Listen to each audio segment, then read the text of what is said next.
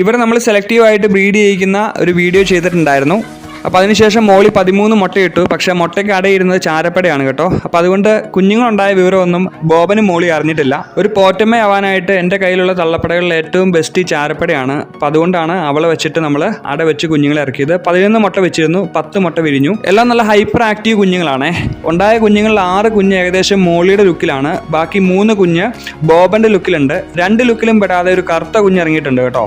ചിലപ്പോൾ ഗ്രാൻഡ് പേരൻസിൻ്റെ ലുക്കായിരിക്കും. ചെറിയൊരു മഴ തോർന്ന ഗ്യാപ്പിൽ ഒന്ന് പുറത്തിറക്കിയതാണ്. അപ്പോൾ അതുകൊണ്ട് തന്നെ മുറ്റത്തെ പാളയിൽ കുറച്ച് വെള്ളം കിടപ്പുണ്ടായിരുന്നു. അപ്പോൾ അതിൽ നിന്ന് വെള്ളമൊക്കെ കുടിച്ച് വളരെ ഹാപ്പി ആയിട്ട് ചാരപ്പടയുടെ കൂടെയുണ്ട്.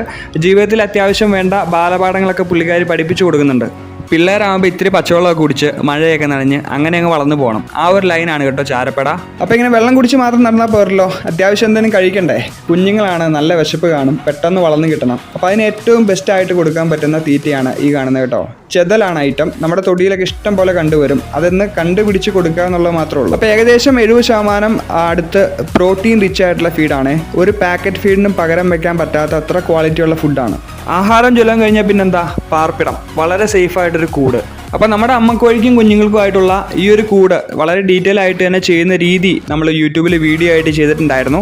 അപ്പോൾ അതിൻ്റെ ലിങ്ക് ഞാനിവിടെ കൊടുക്കാം.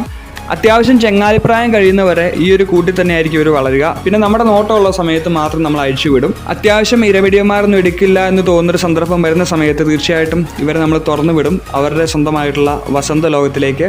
പിന്നെ അവരുടെ ടൈമാണ്. മോള് വീണ്ടും മുട്ടയിടാനുള്ള തയ്യാറെടുപ്പിലാണ് കേട്ടോ. ഒറ്റയ്ക്കല്ല, കട്ടയ്ക്ക് കൂട്ടിനായിട്ട് ബോബനും ഉണ്ട്.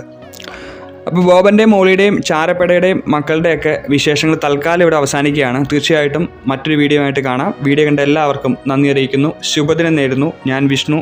ബൈ.